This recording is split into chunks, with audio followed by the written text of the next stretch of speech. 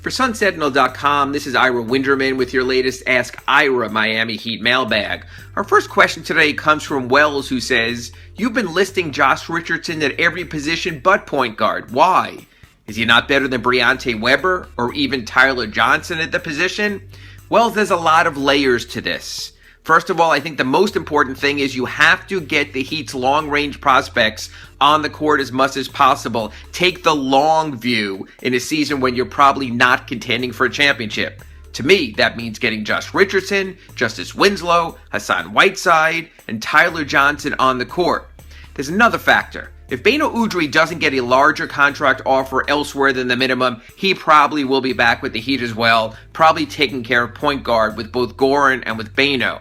I still think that Josh Richardson's best NBA position at the moment is shooting guard. What I don't know is, what were the commitments or guarantees made by Pat Riley to Dion Waiters and Wayne Ellington, who play that position? So if you do play Josh Richardson at small forward, the minutes could be there if Chris Bosh doesn't come back and Justice Winslow has to play power forward. I think eventually you have to decide what's the best position for Josh Richardson. I think at the moment, more important than any of that is getting him on the floor. Our second question comes from Harold, who says, "You tweeted that Dwyane Wade, quote, won the press conference, end quote, Friday. What did you mean?" What I meant by that, Harold, is this. Dwyane Wade has reached a point right now where he commands a room just about on par with Pat Riley, and everyone loves this story of a homecoming. Dwyane handled it well in Chicago on Friday.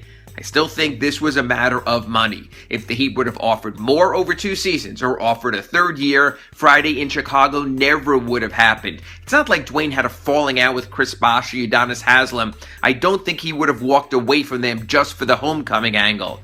This also wasn't like a player like LeBron James saying, "Hey, I'm moving on to the youth of Kyrie Irving, the impending arrival of Kevin Love."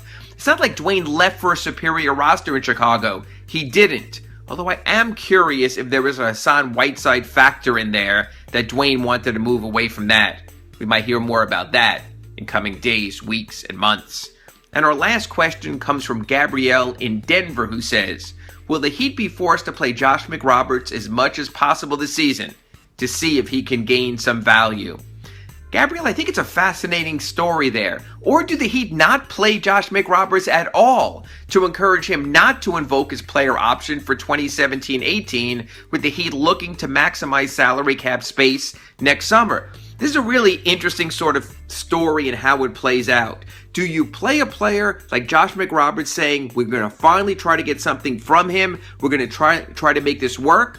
Or do you tell him basically this hasn't worked and maybe you should look at playing elsewhere after this coming season? I'm really curious to see if Josh McRoberts gets on the court, how often he gets on the court, and if he can get anything done on the court this season for the Miami Heat. Those are today's 3 questions. We'll be back tomorrow with 3 more. For SunSentinel.com, I'm Ira Winderman.